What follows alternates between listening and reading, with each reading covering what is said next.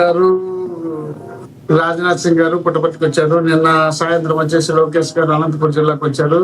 ఇక్కడ వచ్చిన తర్వాత మా స్థానికంగా ఉన్నటువంటి ఎమ్మెల్యే దగ్గుబాటి వెంకటేశ్వరరావు గారి మీద విపరీతమైనటువంటి ఆరోపణలు వచ్చి ఆయన ఇక్కడ రావడము, ఆయనకు ఒక సర్టిఫికెట్ అంటే మంచివాడు అనే విధంగా సర్టిఫికెట్ ఇవ్వడము, వెళ్ళిపోవడం జరిగింది.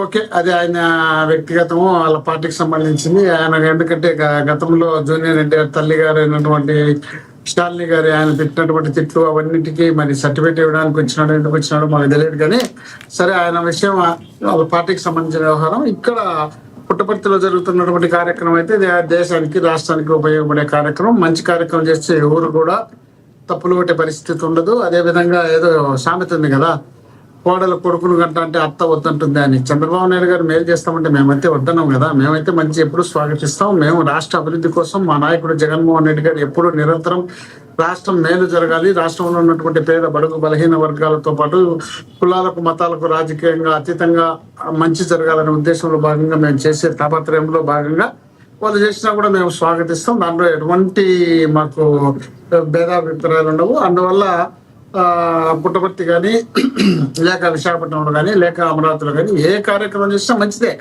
కానీ కేవలం మన పబ్లిసిటీ కోసం, మన అవసరం కోసం, మనకు కావాల్సినట్టు మనం తీర్చిదిద్దుకునే కార్యక్రమాన్ని కాకుండా రాష్ట్ర ప్రజలకు సంబంధించి రాష్ట్రంలో ఉన్నటువంటి పేద బడుగు బలహీన వర్గాలు మీకు ఓటేసి గెలిపించినటువంటి దాన్ని దృష్టిలో పెట్టుకొని రాష్ట్రానికి ఉపయోగపడే విధంగా చేస్తే మంచిదనే అభిప్రాయంతో మేము రాష్ట్రంలో మీరు దేశానికి సంబంధించి లేక ప్రపంచానికి సంబంధించి శాంతి భద్రతలకు సంబంధించి మీరు కానీ నరేంద్ర మోడీ కానీ రాజ్నాథ్ సింగ్ గారు కానీ అనేక రకాలుగా మీరు ఏం ప్రయత్నం చేస్తున్నారో పక్కన పెడితే ఆంధ్రప్రదేశ్ లో జరుగుతున్నటువంటి శాంతి భద్రతల గురించి భారతదేశంలో 36 లో మనం ఉన్నామనే విషయాన్ని మనం గుర్తుపెట్టుకొని నడుచుకోవాల్సిన అవసరం ఉంది.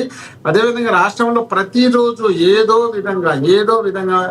విధమైనటువంటి నష్టాలు రాష్ట్రంలో జరుగుతుంది. రేపులు కానీ, మటలు కానీ, యాక్సిడెంట్లు కానీ అనేక రకాలుగా జరుగుతున్నటువంటి ఈ ఇన్సిడెంట్ అన్నిటిపైన దృష్టి పెట్టాల్సిన బాధ్యత ఆంధ్రప్రదేశ్ ముఖ్యమంత్రిగా చంద్రబాబు నాయుడు గారికి, డిప్యూటీ సీఎం గా పవన్ కళ్యాణ్ గారికి ఉంది. అదే విధంగా అక్కడ చంద్రబాబు నాయుడు గారు ఆ విధంగా చేసినప్పుడు ఈ రాష్ట్రానికి సంబంధించి చూసుకోవాల్సిన బాధ్యత ఆయన మర్చిపోతున్నారేమో. కానీ దేశానికి సంబంధించి వాళ్ళు ఏదో బీజేపీ వాళ్ళు వచ్చినప్పుడు ఇక్కడ వచ్చి మాట్లాడినప్పుడు దానికి సంబంధించి వాళ్ళు సపోర్ట్ చేయడం కార్యక్రమం పక్కన పెడితే, పవన్ కళ్యాణ్ గారు మీరు అన్నట్టు మేమన్నట్టు పవన్ కళ్యాణ్ గారు విద్యకు సంబంధించి ఒక ప్రత్యేకమైనటువంటి స్థానం ఇస్తామన్నప్పుడు దాన్ని మనస్ఫూర్తిగా స్వాగతించవచ్చు. కానీ ఆంధ్రప్రదేశ్ లో ప్రైవేటు వ్యవస్థలు, ప్రైవేట్ స్కూళ్ళు, ప్రైవేట్ కాలేజీలు బ్రహ్మాండంగా విస్తరించిపోయి ఆంధ్రప్రదేశ్ లో ఉన్నటువంటి గవర్నమెంట్ స్కూళ్ళు, గవర్నమెంట్ కాలేజీలు బాగా వెనుకబడిపోయినటువంటి సందర్భంలో, పట్టించుకునే పరిస్థితి లేని సందర్భంలో జగన్మోహన్ రెడ్డి గారు ఈ రాష్ట్రంలో ముఖ్యమంత్రి అయిన తర్వాత పేద బడుగు బలహీన వర్గాలకు ఖచ్చితంగా వాళ్ళకు చదువును బాగా ఇవ్వాలి, చదువును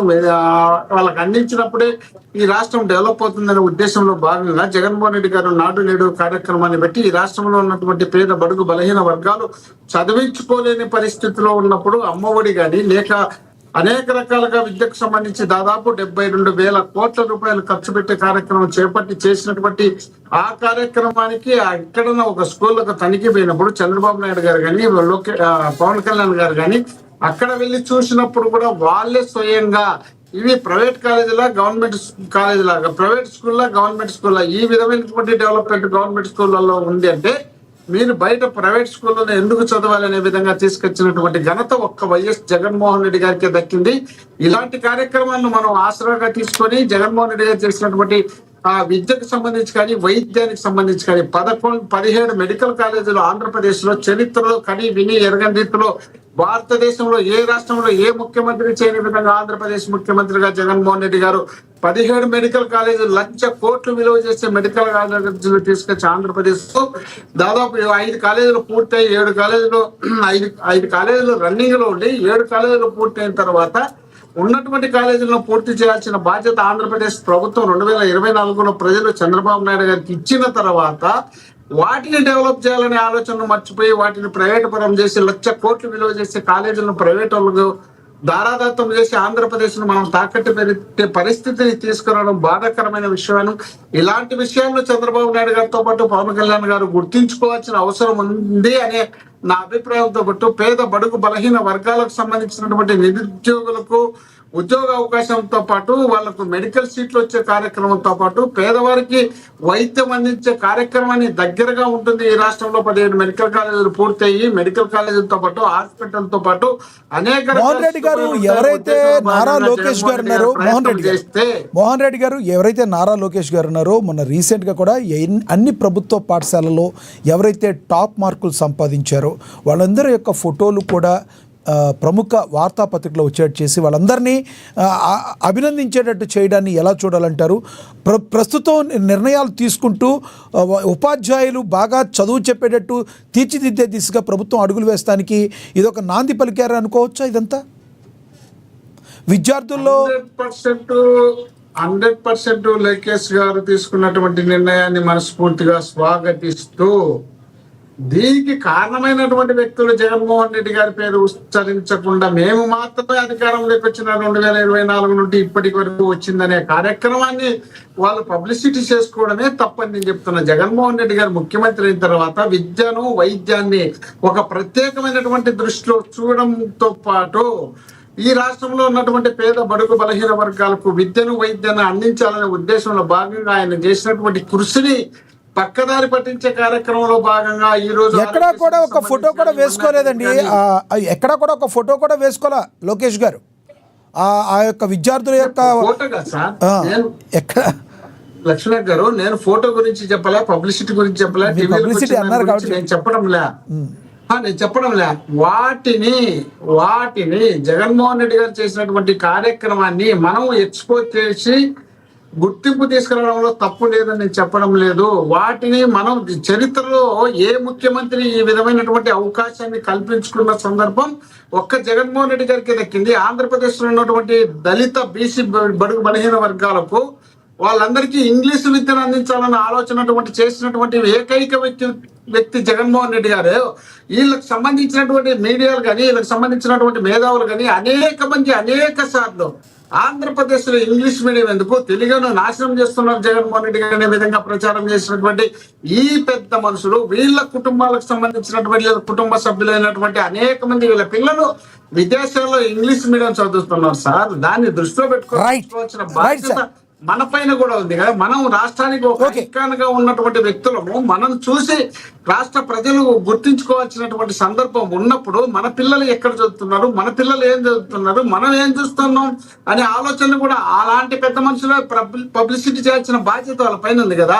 ఆ బాధ్యతను వదిలిపెట్టి కేవలం జగన్మోహన్ రెడ్డి గారు చేసినటువంటి మంచి కార్యక్రమాలను తప్పుదోరు పట్టించాలనే ఉద్దేశంలో భాగంగా చేసినటువంటి కృషిని నేను తప్పులు పడుతున్నా తప్ప వాళ్ళు చేసినటువంటి జగన్మోహన్ రెడ్డి గారు చేసింటే ఈ రోజు బ్రహ్మాండమైనటువంటి 550 మార్కుల 500 మార్కుల వచ్చినటువంటి వ్యక్తులను సన్మానిస్తే చాలా మంచిది. ఎందుకంటే పేద గ్రామీణ స్థాయి నుండి వచ్చినటువంటి వ్యక్తులు ఆ స్థాయికి వచ్చినప్పుడు ఆ స్థాయి ఉన్నటువంటి వ్యక్తులను మనం అభినందిస్తేనో సన్మానిస్తేనో వాళ్ళని చూసి ఇతరులు కూడా ప్రలోభితమై వాళ్ళు మరింత ఎడ్యుకేషన్ లో డెవలప్ కావడానికి అవకాశం ఉంటుంది. వాట్సాప్ దాంట్లో మేము తప్పులు పట్టడం సేమ్ టైంలో ఆ అవకాశం కల్పించినటువంటి వ్యక్తి జగన్మోహన్ రెడ్డి గారు అన్న విషయాన్ని మనం మన కళ్ళ ముందరే పవన్ కళ్యాణ్ గారు వెళ్ళి ఒక గవర్నమెంట్ స్కూల్లో చూసినప్పుడు ఇది ప్రైవేట్ కాలేజా, ప్రైవేట్ స్కూలా, గవర్నమెంట్ కాలేజా అని అడిగినటువంటి సందర్భం ఉందంటే దానికి కారణమైనటువంటి వ్యక్తి వైఎస్ జగన్మోహన్ రెడ్డి గారు అన్న విషయాన్ని మనం గుర్తించుకొని నడుచుకోవాల్సిన అవసరం.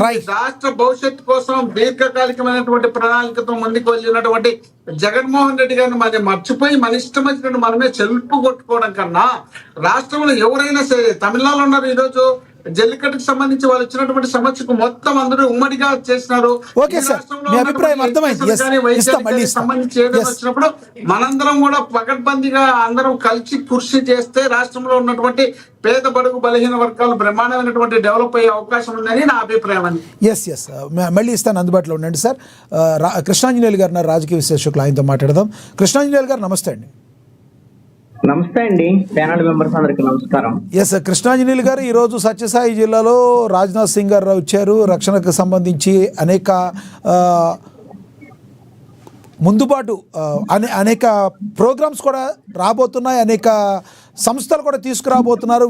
అనేక రాయలసీమ ముందడుగు వేయడానికి ఈ రాయలసీమకు సంబంధించి అనేక వ్యాపార సంస్థలు అనుకోవచ్చు, లేదంటే అనేక ప్రభుత్వ రంగ సంస్థలు ముందుకు తీసుకెళ్ళడానికి మేము సిద్ధంగా ఉన్నామని కూటమి ప్రభుత్వం చెప్తుంది. మరోవైపు విద్యా సంస్థల గురించి కూడా మంత్రి నారా లోకేష్ గారు ప్రభుత్వ పాఠశాలన్నీ కూడా అందుబాటులో విద్యార్థులకు ఉండే